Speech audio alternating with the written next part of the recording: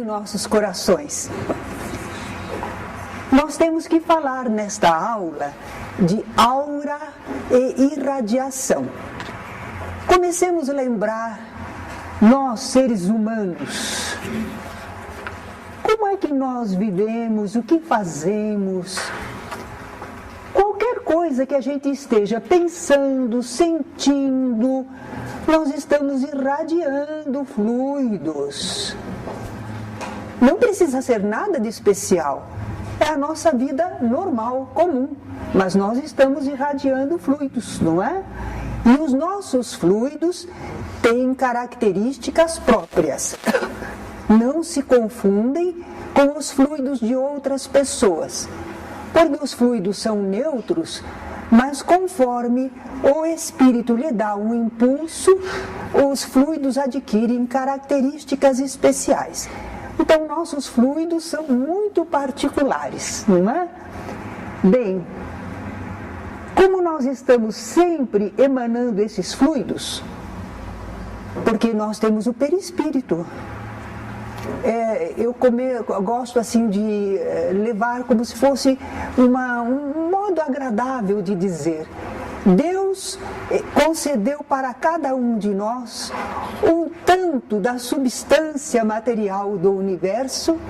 Nós elaboramos o nosso perispírito, o nosso corpo espiritual, e é como se Deus tivesse dito: meu filho, minha filha, aqui está, para você trabalhar, para você viver, para você produzir.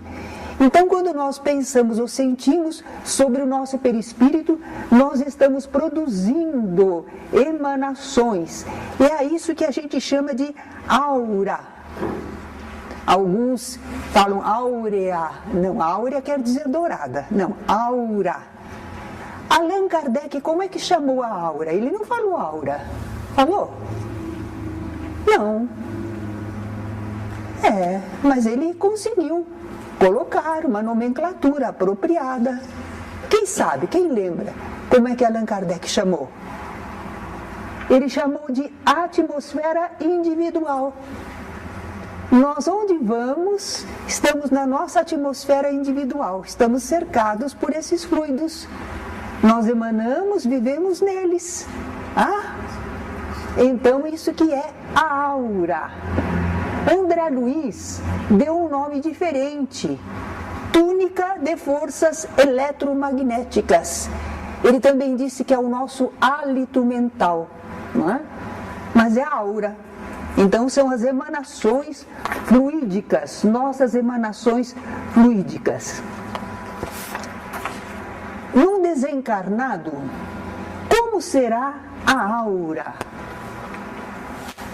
Ora, ele também possui perispírito. Então, a aura é apenas resultante das emanações perispirituais, do perispírito dele. Mas nós encarnados, nós temos o corpo físico. Só que nós não ficamos limitados, não estamos como um pássaro numa gaiola. Nós estamos irradiando, nosso perispírito é fluídico, ele irradia, ele se expande. Então ele não está dentro do corpo físico, está acoplado com o corpo físico, não é? Então no encarnado, a aura é a difusão dos campos energéticos do perispírito, claro, como no espírito desencarnado. Mas tem também as irradiações das células físicas do nosso organismo. Quando nós pensamos, sentimos, agimos, nós estamos irradiando sobre o nosso perispírito, mas também sobre o nosso corpo físico, né? Interessante, nós encontramos uma citação muito curiosa, que a aura não existe em cadáveres. Não existe. Por quê? Porque não há perispírito no cadáver. Já está desligado, o perispírito acompanhou o espírito, não ficou no corpo, ou ficou? Claro que não. O perispírito é o envoltório fluídico do espírito, acompanha o espírito onde quer que ele vá. Não é do corpo, é do espírito, não é? Pessoas em hipnose também não se verifica a aura. Por quê? Porque elas estão desdobradas. Por efeito da hipnose, elas transcenderam o corpo físico.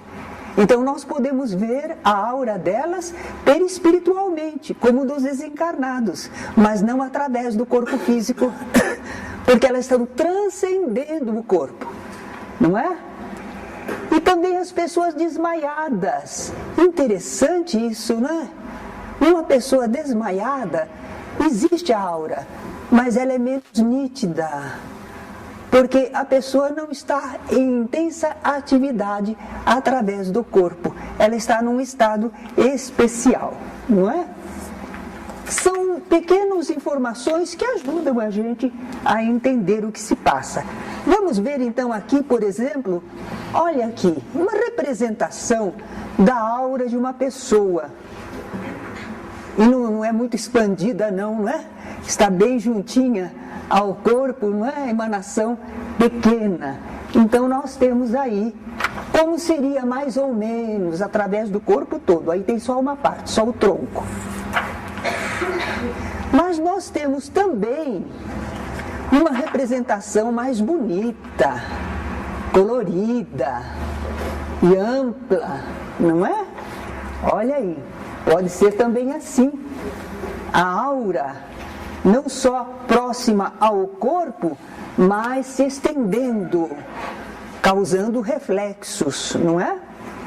Muito bem, deu para assistir? Deu para olhar? Às vezes a gente corre, não é? Não deixa a pessoa nem olhar direito. Tudo bem? Só para dar uma ideia. Agora vamos ver. Se nós falamos de aura, nós temos que entender que é possível fazer um exame da aura. Sabe por quê? A aura é um campo biológico bem estruturado. Ela apresenta um sistema ordenado de emissão e recepção. Ela é viva.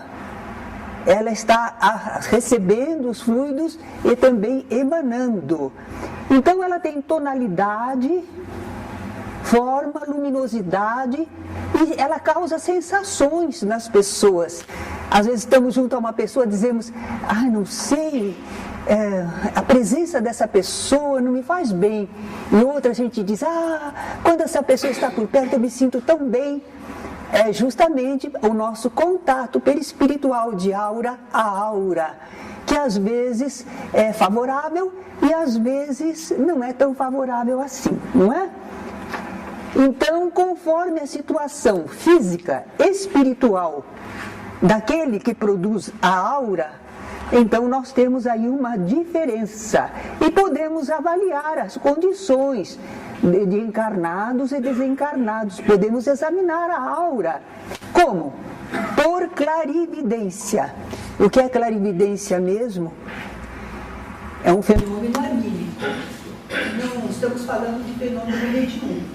Não precisa nenhum outro espírito aí. Só a própria pessoa. Ela transcende o corpo e ela consegue ver a distância através de corpos opacos, porque ela está vendo perispiritualmente, ela não está vendo com os olhos, ela está vendo perispiritualmente, não é? Então, nesse caso, ela pode observar auras das outras pessoas. Ela não está vendo com os olhos do corpo, ela está percebendo perispiritualmente. Ou então por vidência, aí ela está ajudada mediunicamente. Um espírito está ajudando para que a gente possa ver a aura de alguém, não é? Não estamos agindo sozinhos.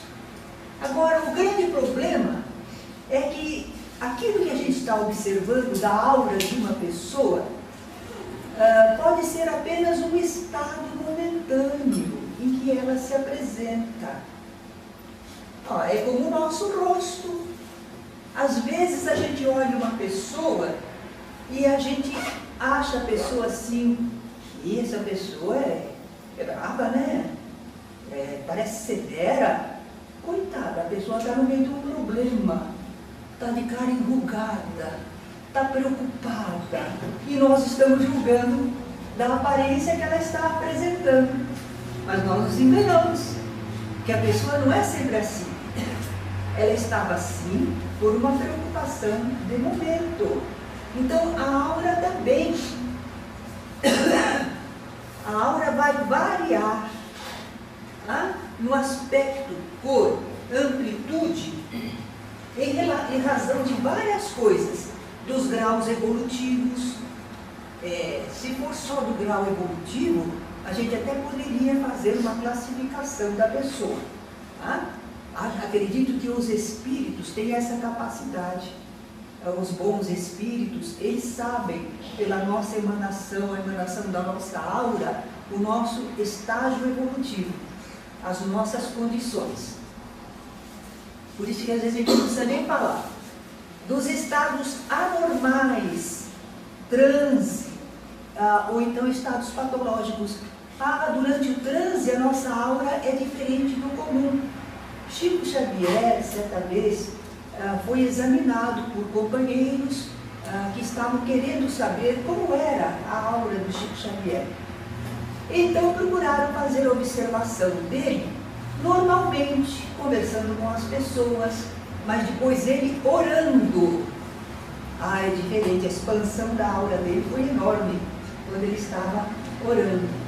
Então depende do momento que a pessoa está passando, né? Uma doença, um estado patológico, está doentinho, não tem muita emanação, está debilitado, tá? Então a aura não se apresenta maravilhosa. Condições emocionais, sensibilidade, percepção e doação magnética. Então varia muito a aura. Por isso é que as pessoas que olham uma vez alguém e percebem a sua aura, se fizerem uma classificação da pessoa, já estão errando, estão sendo precipitados. Um exame de momento só não basta. Precisamos conhecer melhor a pessoa, não é? E é interessante também a gente saber que certas enfermidades alteram a aura, hein? Olha lá. Distúrbios nervosos transitórios já estão influindo na aura. Mas, por exemplo, quando terminar aquela enfermidade, aquele problema, quando a pessoa sarar, a aura se decompõe. Não vai apresentar falhas. Tá? Só apresentou enquanto ela estava doente. Nesse tipo aqui, olha, distúrbios nervosos transitórios, ciática, herpes, etc. Mas algumas doenças nervosas severas, como epilepsia, histeria, hemiplegia, se elas se instalarem, as alterações de aura podem ser permanentes. Acontece às vezes de a pessoa ter sofrido alguma enfermidade desse tipo, são mais severas, atingem o sistema nervoso, então fica como que uma lesão, uma diminuição. A pessoa pode ser que tenha sarado, mas não se recuperou inteiramente. É mais difícil. Algumas obsessões deixam lesões. Essa, por exemplo, seria uma delas. Algumas obsessões intensas, demoradas, então elas causam alterações no corpo e, naturalmente, também na aura da pessoa. O que influi também sobre a aura? Os hábitos que aviltem a mente esgotam os nervos. Nossa, alimentação inadequada. E a gente gosta tanto de uma feijoada, bistequinha de porco e mais não sei o que, não é? Bom, dentro de certo limite, tudo bem. Mas quando nós saturamos demais o nosso organismo, quando nós o prejudicamos, não é? Então isso vai aparecer em certas situações da nossa aura, desequilíbrios, falhas. Nós vamos ver daqui a pouco, embora seja numa planta, mas a gente vai ver assim como há falhas. Então, uma pessoa que apresenta um desequilíbrio por álcool, por drogas, a aura dela apresenta pedaços que não brilham, pedaços que não apresentam a coloração, porque são as lesões, assim como o nosso corpo físico está apresentando lesões, a nossa aura também apresenta interrupções, modificações. Tá? Agora nós vamos ver um tipo de exame que a gente colocou aí no livro, que era um processo ainda em fase de pesquisa de definições. Na época que escrevemos o livro, sim. Mas atualmente a gente diria, isso está quase no esquecimento. O que é? A quirliangrafia. Quase ninguém fala mais nisso, né? Mas foi uma febre. Quirliangrafia. Trouxeram até máquinas no Allan Kardec para a gente conhecer, para a gente tirar a fotografia do nosso dedo, para ver como era a irradiação, não é? Então, é um processo de fotografias feitas em campos de alta frequência. Esse processo foi descoberto e desenvolvido pelo casal Kirlian, na Rússia, numa cidadezinha chamada Alma-Ata. Então, não é um processo ainda em fase de pesquisa de definições. Eu penso que está meio abandonado. Eu não ouço, não leio muito mais a respeito, não é? Agora, quando saíram essas fotos, também acontecia deles porem uma moeda. E a moeda apresentava também uma roda luminosa. Aí o pessoal dizia, nossa, mas a moeda tem alma. Se nós estávamos falando que a aura era a emanação espiritual, então como é que uma moeda tinha? Então aí era o efeito corona. É um fenômeno eletrofísico comum observado até nos minerais. Então quer dizer, ali havia um processo agindo sobre o mineral e provocando uma irradiação. Mas não era um ser com a sua aura. Absolutamente não é. Não é? Muito bom. Vamos mostrar para vocês uma fotografia Kirlian de uma folha de planta. Olha que beleza, né? Aí talvez não é muito visível para vocês, mas é muito bonita essa foto. E vocês notam a luminosidade nas bordas? Se cortar um pedaço da folha, ela não vai apresentar a luminosidade, fica uma falha, não é? Então quer dizer que há um todo nessa folha, essa aí está inteira, está completa. Então nós vemos aí uma folha de uma planta, como ela apresenta também a sua irradiação.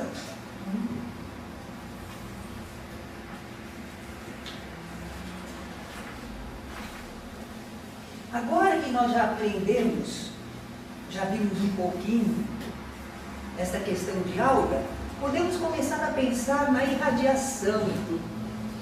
Porque cada pessoa com seus pensamentos e sentimentos habituais, ela está irradiando aquilo que ela é. Não adianta esconder.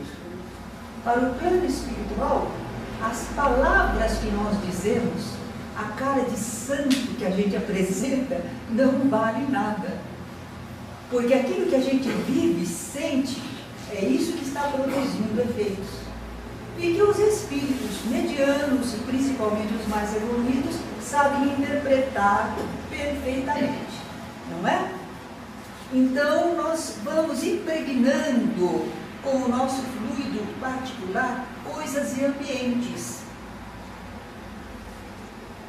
Nós somos algo vivo e atuante.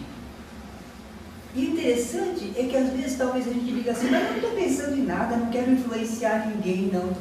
Mas você faz isso. Você faz com aquilo que você é, pensa, sente, você está emanando. E as pessoas que sentirem e puderem aderir ou rechaçar, estão sentindo a sua influência. Você está influindo nos outros. Então às vezes você diz assim, mas eu não falei nada. Você não falou, mas o seu todo fala. E às vezes incomoda alguém, não é? Então, uma presença calma, fraterna, talvez seja melhor aceita. do que alguém que é muito inquieto, que tem algum problema. É interessante, eu vou contar para vocês, que eu compreendo quando uma pessoa está sofredora e que às vezes os outros se incomodam com ela. E a pobre da pessoa não fez nada, ela só está sofredora, mas os outros não gostaram e reagiram, e a pessoa sofre mais ainda. Eu experimentei isso e agora eu compreendo. Por isso que a gente deve ter compreensão, tolerância, caridade para com as pessoas que não são tão agradáveis, não é? Uma certa ocasião, eu estive em Uberaba. Era muito cedo ainda para ir até o grupo da prece lá de Chico Xavier, e eu estava hospedada numa pensão, e eu fui até a pracinha da cidade. Mas eu não estava bem. Eu não sei porquê. Não é que eu estivesse entristecida ou contrariada, mas eu não estava bem.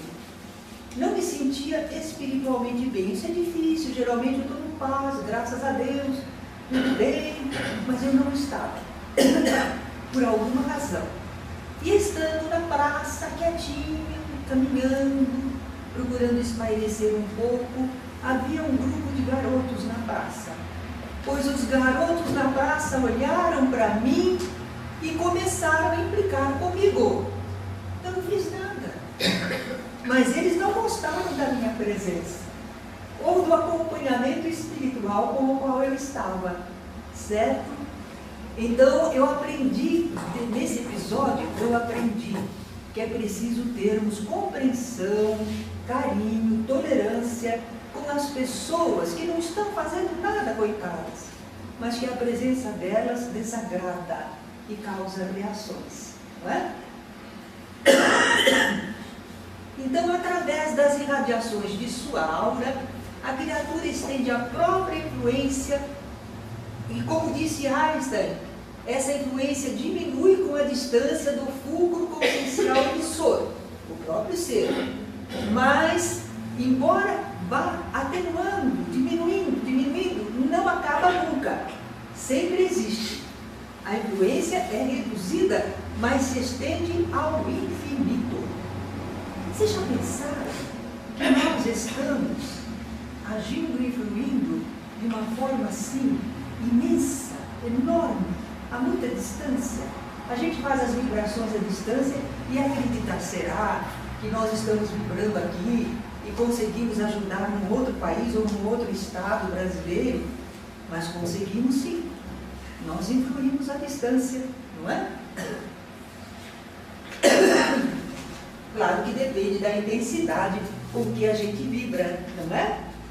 E se for um conjunto. Tá? Agora, as diferentes auras, já pensou aqui no nosso ambiente? Cada um está ocupando materialmente um espacinho, cabe numa cadeirinha. Será que perispiritualmente, na aura, cada um está cabendo na cadeirinha? Não sei. Alguns pode ser que sim, outros acho que estão espaçosos, não é? Estão ocupando mais espaço. Mas temos que pensar assim, olha, as diferentes auras encontram-se, cruzam-se, misturam-se, mas não se confundem. Quer dizer, olha, entrosou, mas cada um é um. Mistura, mas não se confunde. Cada um é um. As nossas auras nos acompanham. Nós às vezes entramos em conversação, em vibração uns com os outros, mas cada um sai, ele tem a sua aura. Não perdeu a sua aura. Ele continua com a sua aura. Não é? Pelas qualidades particulares dos seus fluidos, nós sabemos que os fluidos podem se combinar ou se repelir. As nossas auras são emanações fluídicas, então elas também se harmonizam ou se repelem. Podem causar uma impressão agradável ou desagradável. Aí nós temos uma das explicações para antipatia e simpatia. Bom, não é tudo assim por causa das auras. gosto de comparar, por exemplo, você teve um professor de matemática e você tinha dificuldade na matemática, e aquele professor de matemática tinha óculos de ar grosso, e você guardou aquela impressão de desagrado, de preocupação. Quando você vê uma pessoa que tem óculos de ar grosso, você olha para ela e você sente uma antipatia, um desagrado, porque isso é psicológico, não é propriamente espiritual, é psicológico, lembrança de uma situação. Aquele óculos de aro grosso relaciona você a uma impressão desagradável do passado. É só você compreender isso, não é? Por que eu senti antipatia por aquela pessoa? Às vezes foi uma circunstância assim. Né? Nem sempre é por causa da situação espiritual da pessoa. Dizem que, por exemplo, desde as crianças aos adultos, todos conseguem sentir assim, achar mais bonitas as pessoas que têm feições simétricas. E quando a pessoa tem feições irregulares, as crianças e os outros não as escolhem. Então vocês vejam, é uma questão orgânica, hereditária, depende de genes, não quer dizer nada espiritual ou qualidade moral, mas nos impressionam. Então, às vezes, simpatia ou antipatia tem muito a ver com certas coisas que não são questões espirituais. Então, por isso que a gente precisa aprender a superar isso. E mesmo quando for moral e espiritual, a gente tem que estar preparado para lembrar Jesus. Dessa pessoa eu gosto, daquela pessoa eu não gosto não. Me é antipático, me é simpático, nós temos que gostar de todos. Mesmo porque aqueles que às vezes parecem tão simpáticos para a gente, quem vê cara não vê coração. Ali às vezes está o maior perigo, e a gente embarca nessa canoa, não é? Então nós temos que ter essa compreensão, amar as pessoas, tolerar, ajudar, independentemente de se são simpáticas ou não são. Mas às vezes a causa é uma causa assim espiritual. São as auras que a gente identifica alguma coisa, né? Certos espíritos são atraídos e imantados pela aura do encarnado. Interessante. Isso aí tem uma série de razões. Por que imantou? Aquele tipo de aura atraiu determinado espírito. Pode ser uma coisa boa e pode ser alguma coisa desagradável. Olha o vício aí, não é? A emanação da aura atraiu o espírito vicioso também. A emanação de alguém colérico atraiu também aquele que vibra muito irado. Né? Então nós temos aí alguma explicação. E as auras, as vibrações suaves, bondosas, também atraem espíritos. Mas às vezes é necessário que o médium traga para a reunião algum espírito. E os instrutores espirituais imantam o espírito necessitado ao médium. Então, às vezes, durante a semana que vai haver a reunião, o médium começa a sentir uma presença desagradável, alguma coisa. Quando vai para a reunião mediúnica, ele dá passividade, o espírito é ajudado e ele sai liberado. O espírito estava imantado à aura da pessoa, num processo que os amigos espirituais sabem escolher que médium, qual a aura que pode imantar com a daquele espírito, não é?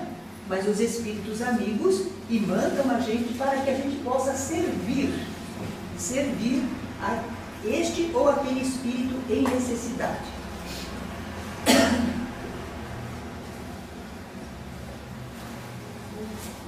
Quando entramos em contato com a irradiação, a aura de alguém, se a pessoa for bem sensível, ela pode perceber se os fluidos são bons ou não. Às vezes ela até percebe as intenções e sentimentos da pessoa. Alguns entram assim na aura, É interessante os médiums, né? Eles têm essa sensibilidade maior. Eu me recordo, por exemplo, que a minha irmã era médica. E algumas pessoas que tinham algum problema, ela não se controlava, ela não conseguia dar a mão. Ela levava muita impressão e ela não gostava. Ela deveria aprender a superar isso, mas ela não gostava de sentir. Então, na aproximação ela já sabia. Então ela não queria nem dar a mão para a pessoa. Tá? Ela devia superar, não é? Mas ela sentia bastante. Então, às vezes é isso que acontece, não é? Capta as intenções, as vibrações da pessoa. E também, às vezes, a pessoa percebe o ambiente fluídico, não só a aura de alguém, mas do próprio ambiente. Às vezes há mais de um espírito no ambiente. Ele pode sentir, o ambiente está pesado. O que significa isso? Que há vários espíritos com problemas, com emanações, com vibrações desagradáveis, não é? Ou o ambiente ficou lindo, ficou suave, emocionante, porque havia uma leva de bons espíritos que se aproximou. Né? Muitas vezes em reuniões mediúnicas, alguns médiuns veem grupos de crianças.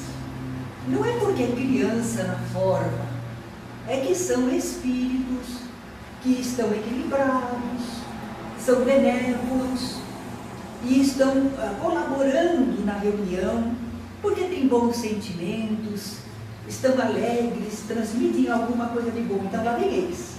Então os médiuns não sabem por que vem aquele grupo de crianças. Elas estão fazendo um serviço, aqueles espíritos estão fazendo um serviço de harmonização, de suavização do ambiente, não é?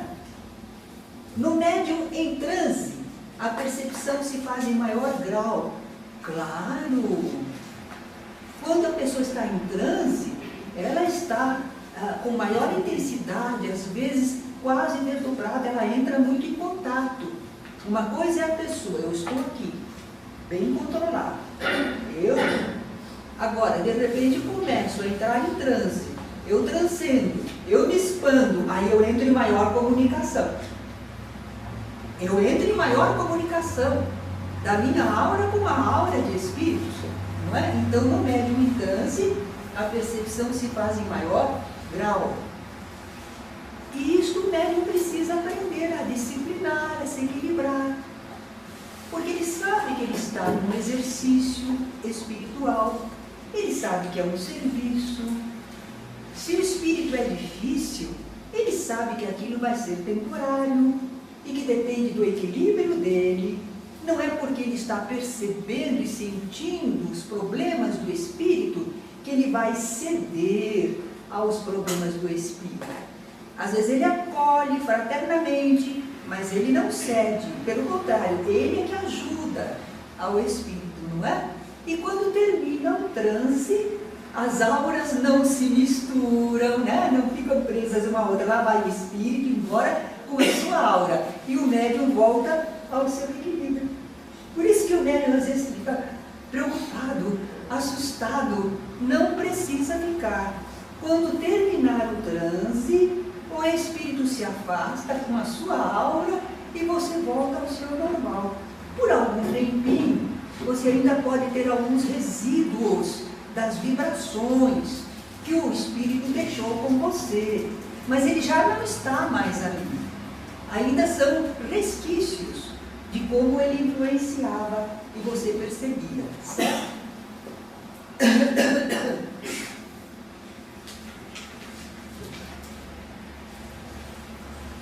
Bom, isso aqui você sabe. O que nós vamos falar agora?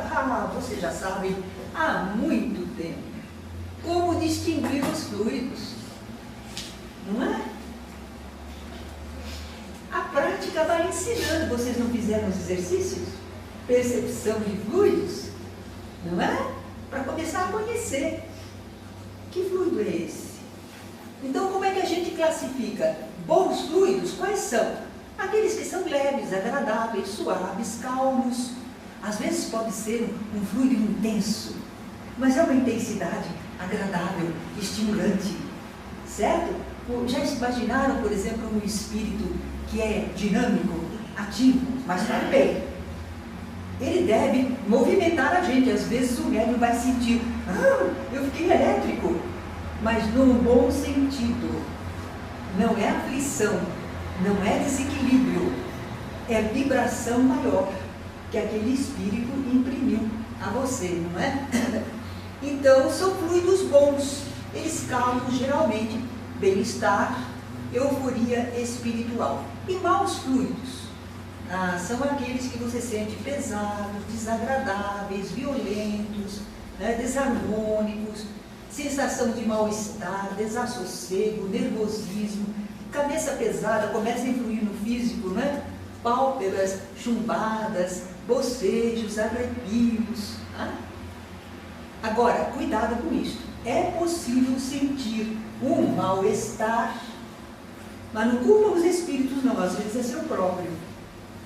Por quê? Você só vai sentir mal-estar se algum espírito sofredor, perturbado, se aproximar. Às vezes você fez isso com você mesmo. Cultivou desânimo, inquietude, desagrado. Você começou. No começo você está só pensando, mas você está pensando e dirigindo os seus fluidos. Daí a pouco você fica assim, um dia inteiro, e se irrita com tudo, e acha mal em tudo, e reclama de tudo. Daí a pouco você está vivendo em fluidos desagradáveis. Mas não culpa ninguém não. Você mesmo fez isso. E a solução naturalmente vai estar em você também, como nós vamos ver daqui a pouco, não é? Mas é bom saber que nem sempre são outros não que estão nos causando algum mal-estar. Diante disso, o que a gente faz se a gente quer absorver fluidos bons? Eu quero absorver fluidos bons. Você vai vibrar na mesma faixa que produz esses fluidos. O que produz fluidos bons? Sentimentos fraternos, ânimo para viver, desejo de fazer alguma coisa de bom, o sentimento da arte. Todas estas coisas mexem, produzem um tipo de fluidos. Você quer assimilar bons fluidos. Você vai produzir fluidos semelhantes porque eles se combinam com facilidade. Então, num ambiente cheio de fluidos, se você está produzindo esses fluidos bons, você tende a combinar com os fluidos bons das pessoas que ali estão, encarnadas ou não. E para repelir fluidos maus, nós estamos à mercê dos espíritos maus? Não. Nós podemos sim perfeitamente reagir, podemos produzir fluidos bons, não é? Às vezes as pessoas têm medo do espírito mau. Quando esse espírito se aproxima, eu sinto medo. Não sei o que vai me acontecer. Mas está na sua mão. Firma o pensamento no bem e irradia fluidos bons. O fluido bom é mais positivo do que o fluido mau. Naturalmente ele é mais poderoso. Já faz parte da ordem divina. Então, se você pensa para o bem, aquele fluido não vai conseguir predominar. Os fluidos bons predominam sobre os maus. Vamos brincar um pouquinho para vocês terem assim um momentinho de distração. Dizem que certa vez um homem precisava medicar o seu cavalo e o veterinário deu uma pílula que ele deveria pôr num canudo e pôr na boca, entre os dentes do cavalo e soprar, porque assim depois o cavalo engoliria. Só que o cavalo soprou primeiro. Ele engoliu a pílula. Não é? É uma brincadeirinha para dizer o quê? Que nós estamos no meio de muitas pessoas, muitos seres espirituais desencarnados. E nós estamos sujeitos a receber esses fluidos, se não estivermos ativos para o bem. Então, vamos cultivar os pensamentos bons, sermos ativos para o bem, então não temos que temer os fluidos maus, não é? Está em nós a defesa. Agora, às vezes é necessário ajudar. Talvez que algumas pessoas digam: ah, não, mas esses fluidos maus são desagradáveis, podem nos prejudicar. Então, quando o espírito se aproxima e tem fluidos maus, não quero recebê-lo. Olha aí a falta de caridade, não é? Ou então há pessoas que dizem: não, você não deve conviver com pessoas de baixo astral, procure conviver só com pessoas alegres, positivas. Olha a falta de caridade. Claro que você não deve se deixar dominar por pessoas que só se queixam e reclamam e alugam você para contar mágoas. Também não. Mas às vezes as pessoas precisam um pouquinho que alguém ouça e fale alguma coisa melhor em resposta, não é? Então veja, às vezes o médium está numa reunião e ele percebe um espírito com maus fluidos. Ele sente aproximação, mas ele não vai rechaçar. Por quê? Porque ele sabe que precisa ajudar. Que se os espíritos amigos trouxeram, é porque aquele espírito precisa de uma oportunidade, de sentir um clima melhor, receber palavras melhores. Ah? Então, como é temporário, é uma caridade que o médium faz. Então ele não diz: vá de reto, Satanás. Ele não fala isso. Ele sabe que é um espírito como nós, não é? Então ele se prepara, põe o seu pensamento no seu amigo espiritual e se dispõe a acolher aquele espírito para que ele possa ser ajudado, esclarecido, não é? Então, nesse caso, apesar de sentir os fluidos maus, o médium não rechaça, ele está em serviço, né?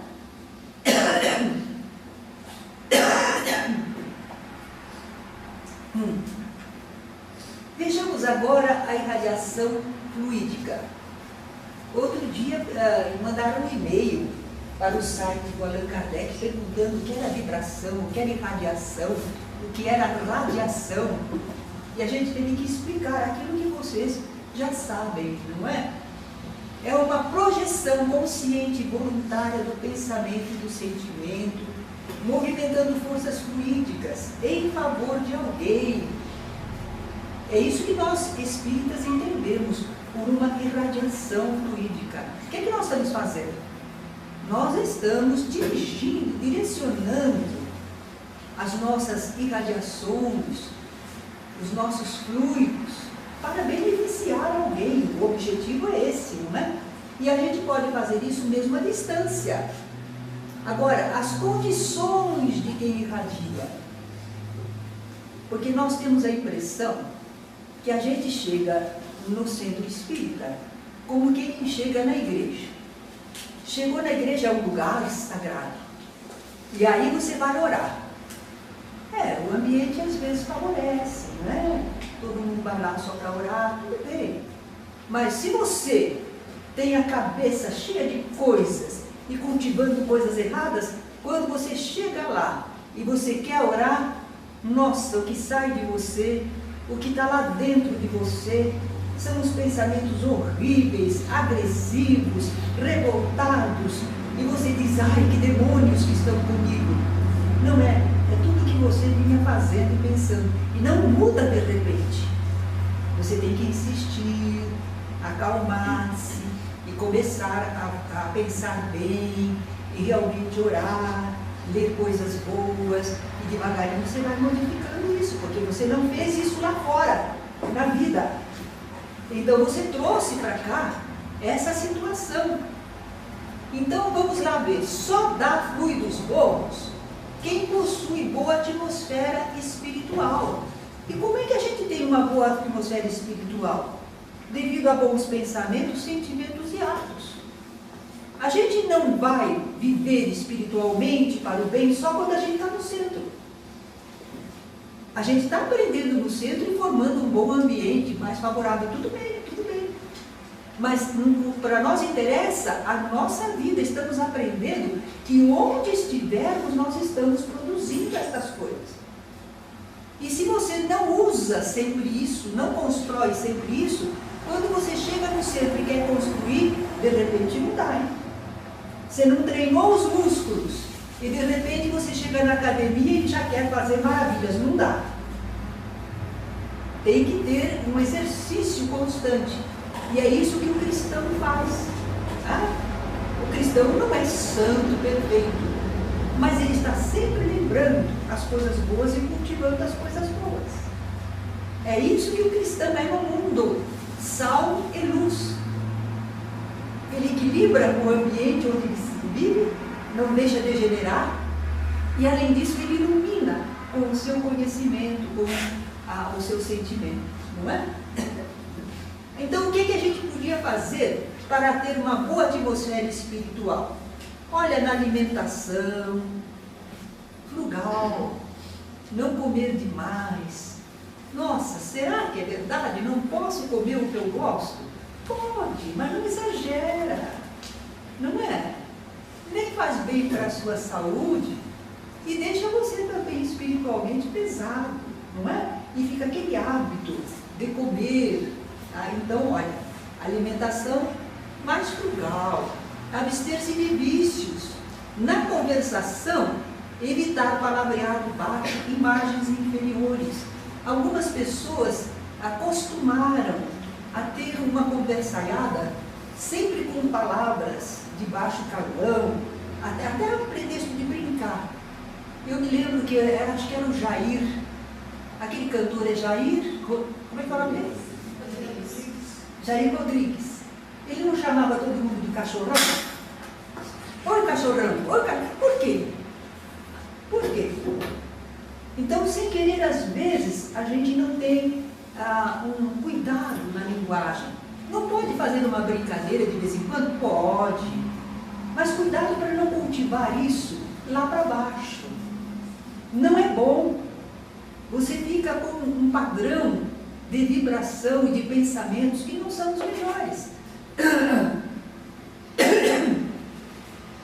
Dominar sentimentos passionais e instintivos, procurar manter o comportamento cristão. É isso que a gente precisa para ter uma boa atmosfera espiritual. Não precisa ser santo, mas precisa ser alguém. Vamos usar uma palavra aí que não é bem isso, mas vamos dizer, elegância de pensamento e de atitudes. Não é? Elegância, não é só elegância do corpo, uma roupa bonita, bem talhada. Elegância também do que a gente pensa, sente, não é? Como fala. Por que não? Hã? Então vamos ver como é que a gente faz uma irradiação. Tá? Vocês já sabem, porque vocês fizeram o tempo inteiro na iniciação, não é? Mas ele está relembrando. A gente se concentra e ora. Concentrar, você sabe o que é? O que é concentrar? É focalizar um ponto de interesse. O que nós viemos fazer aqui na hora que nós queremos trabalhar mediunicamente? Nós queremos preparar um ambiente e estar em comunicação com o mais alto. Esse é o nosso interesse, é o nosso foco. Não queremos pensar no corpo, não queremos pensar em nada do mundo, nós queremos pensar no nosso eu espiritual e na ligação com essa atmosfera desses bons amigos. É o que nós queremos. Isso é concentração. E a gente faz isso de várias maneiras. A gente faz isso orando, a gente faz isso pensando nos companheiros que queremos que todos estejam bem, pensando nos amigos espirituais, agradecendo pela presença deles, ou desejando ajudar aqueles espíritos que estiverem ali em necessidade. Nós temos sempre muitos meios de fazer isso, porque senão a pessoa diz assim, eu não sei concentrar, já cansei. Porque você pensa que tem que ser assim, duro, firme. Nós não somos yogis, nós não somos hindus, nós não temos esse treino. Mas nós podemos sempre estar concentrados em torno dos objetivos da reunião e da fraternidade. Está valendo, está valendo, não é? Então a gente se concentra, se conscientiza dos objetivos, ora para ficar em condições de agir e obter assistência espiritual superior. Porque quando nós vamos fazer essa irradiação, nós não queremos fazer sozinhos. Nós queremos que haja amparo, ajuda espiritual, queremos nos unir. Só a nossa irradiação é fraquinha, né? A gente quer unir com eles, não é? Focalizar como pensamento o objeto da sua irradiação. Para que nós estamos irradiando? É para aquele caso que houve um acidente grave, alguém desencarnou, a família está meio desesperada, é para isso que a gente quer focalizar. Ou então é para uma guerra que está havendo não sei onde. Ou então é para alguém que está passando por uma dificuldade, queremos mandar uma emissão de fluidos bons, de equilíbrio. Então a gente foca naquilo que a gente quer ajudar. E aí a gente emite o que deseja transmitir, empregando a vontade. Vocês repararam que é preciso ter um direcionamento de vontade? Porque fluidos a gente tem. Todos nós temos. E os amigos espirituais, se nós queremos ajudar, eles vêm secundar os nossos esforços. Não vai faltar. Não falta nada. Só depende do pensamento, da vontade direcionando. Isso nós podemos fazer, exercitar, não é? E se for em grupo, nós temos que agir todos ao mesmo tempo e para o mesmo fim. Começa a preparação para uma reunião mediúnica. E o pessoal está lendo uma mensagem, um trechinho do Evangelho. Só que cada um está pensando uma coisa. A pessoa que está lendo lá, coitada, ela está lendo, mas cada um está pensando outra coisa. Qual era o objetivo da leitura? Era que todos começassem a pensar mais ou menos as mesmas coisas. Por isso uma leitura. Mas as pessoas não entenderam isso. O que elas pensam que é uma reunião? É mágica? Liga de repente como um computador, liga a lâmpada. Não é assim. Para nos ligarmos todos e formarmos um ambiente, nós temos que começar, olha que ajuda, uma leitura. Se a gente prestar atenção na leitura, todos estão pensando mais ou menos as mesmas ideias, e são ideias boas. Geralmente o pessoal diz assim, vamos esquecer tudo lá fora. Eu costumo sempre comentar que um rapaz é que me ensinou isso. Ele disse, olha, eu chego no centro espírita, eu venho buscar amparo, e estamos lá, vai começar a oração, eu estou todo fervoroso, e aí a pessoa diz assim, vamos esquecer nossos problemas. Eu lembro. Eu estava esquecido. Mas a pessoa falou, vamos esquecer nossos problemas, eu lembrei que eu tenho problemas. Nunca mais eu falei assim. Vamos falar então de diferente. É um momento abençoado em que vamos dialogar com a espiritualidade. Voltemos os nossos pensamentos para as coisas agradáveis e belas e bondosas. Não podemos falar do positivo, está falando do negativo? Mas como é um hábito, olha, é a mesma coisa de Papa Passe. A gente tem que educar para sair daqui. Certo? Então essa história de falar, vamos deixar nossos problemas lá fora, isso não funciona para muita gente. Faz lembrar. Então vamos mudar o modo de falar, né? Então aquela leitura está agindo, conduzindo a gente. E nós queremos alcançar uma irradiação boa, com amor e boa vontade. Se a gente conseguir todos nos unirmos, estarmos na melhor disposição, quando nós vibrarmos para o mesmo objetivo, com amor, com boa vontade, nós vamos emanar o melhor que temos. Será que vai causar algum milagre, algum fenômeno extraordinário? Não precisa. Mas que vai beneficiar mais. Que nós vamos conseguir produzir alguma coisa boa, vamos. E quando a gente produz algo bom assim, a gente sempre recebe, né? É dando que se recebe. A gente faz a pergunta, a gente doa, mas a gente recebe, canaliza para o superior, não é? Agora, essa irradiação sempre ela é benéfica, mas se a gente irradia um pouquinho assim, e o problemão é assim, ajudou, mas não resolveu tudo. Por isso, em alguns casos, a gente deve fazer vibrações repetidas.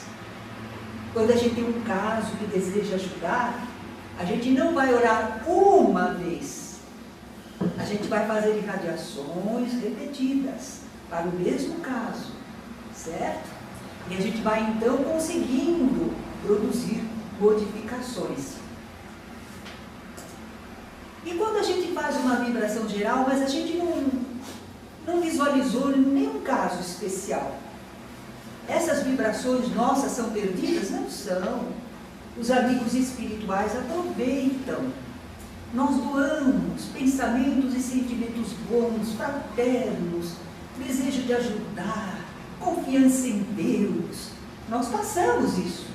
Isso é valioso. É uma substância fluídica, admirável.